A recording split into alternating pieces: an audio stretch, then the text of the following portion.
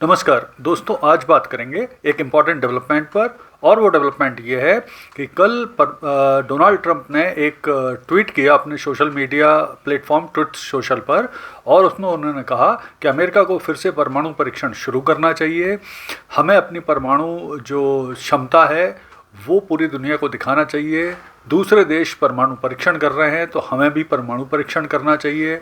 और इसके निर्देश मैंने अमेरिका का जो रक्षा मंत्रालय है, पेंटागन, उसे दे दिए हैं। तो इस तरह से उन्होंने ट्वीट किया। हालांकि इसमें एक बड़ी विचित्र बात रही, उन्होंने कहा कि दूसरे देश भी परमाणु परीक्षण कर रहे हैं और हमें भी करना चाहिए।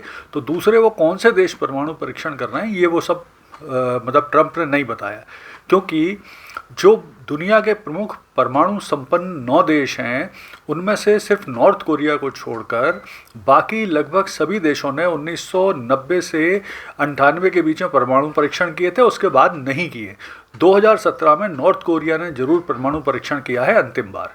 तो इस तरह से उन्होंने क्यों बोला, कि क्या उसके पीछे उनका सोच थी। लेकिन इसकी वजह से, उनकी इस सोच की वजह से, उनकी सनक की वजह से दुनिया में फिर से परमाणु परीक्षण वगैरह शुरू हो सकते हैं, परमाणु हथियारों की दौड़ होड़ शुरू हो सकती है। ये एक तकलीफ जरूर उन्होंने पैदा कर दी है।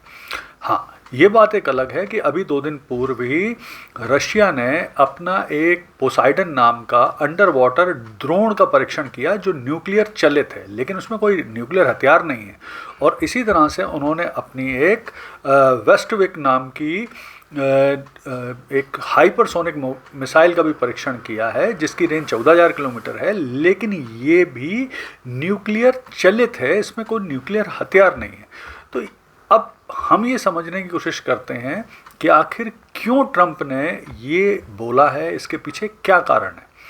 तो सबसे पहला और एक संभावित कारण ये माना जा रहा है कि यूएसए अपने न्यूक्लियर हथियारों की टेस्टिंग कर ले, अपडेशन कर ले, क्योंकि लंबे समय से वास्तविक रूप से परमाणु परीक्षण तो हुए नहीं है। तो उनकी टेस्टिंग अपडेशन की वजह से शायद उन्होंने ये बोला है।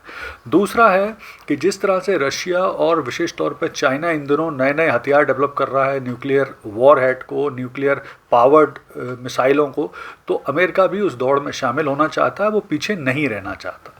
तीसरी चीज़ ये है कि अमेरिका भी अपनी न्यूक्लियर जो हथियारों के क्षेत्र में बढ़त बनाए रखना चाहता है और उसे दिखाना भी चाहता है।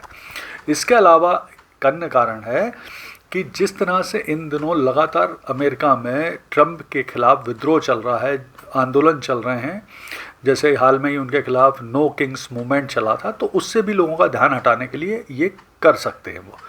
इसके अलावा ये है कि अमेरिका वास्तविक टेस्ट इसलिए भी करना चाहता है कि उसने लास्ट वास्तविक न्यूक्लियर परीक्षण 1992 में किया था, उसके बाद से उसने किया नहीं है। तो वो अब वास्तविक टेस्ट परीक्षण करके दुनिया को फिर से चौंकाना चाहता है। और एक और कारण है कि वो रशिया और चाइना पे भी दबाव बनाना चाहता है इस वजह से। अब जल्दी से हम देख लेते हैं कि आखिर दुनिया में कितने देश हैं जिनके पास परमाणु हथियार हैं और उनकी संख्या क्या है। तो ऐसा माना जाता है कि पूरी दुनिया में 9 देश हैं जिनके पास परमाणु हथियार हैं।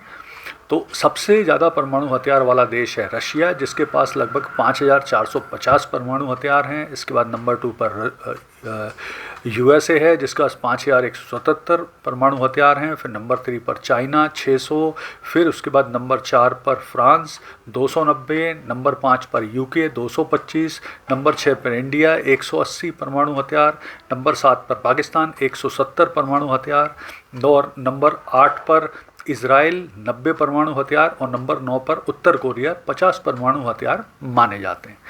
तो देखिए, अब ये होड़ जो शुरू हो गई, इसका परिणाम क्या हो सकता है। तो देखिए, अभी तक क्या है, लंबे समय तक CTBT यानी कंप्रहेंसिव टेस्ट बैन ट्रीटी के अंतर्गत नए परमाणु परीक्षण करने पर रोक लगी हुई थी। लेकिन ट्रंप ने जिस तरह से ये बोला है, और अब ट्रंप यानी अमेरिका परमाणु परीक्षण करेगा, तो दूसरे अन्य देश विशेष तौर पर नॉर्थ कोरिया और ईरान भी अपने परमाणु परीक्षण शुरू कर देंगे। इससे नई तरह की परमाणु होड़ शुरू हो सकती, जो दुनिया के लिए तकलीफदायक है।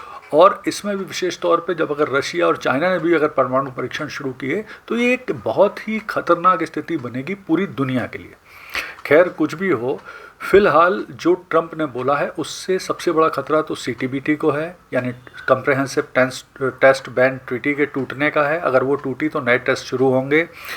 डायरेक्ट न्यूक्लियर खतरा अभी तुरंत तो नहीं बनता दिख रहा है, लेकिन ट्रंप की जो सनक है, जिस तरह की उन्होंने बातें की हैं, उससे पूरी दुनिया को वो एक नए तरह की परमाणु होड़ दौड़ और टेस्ट में जरूर डाल रहे हैं।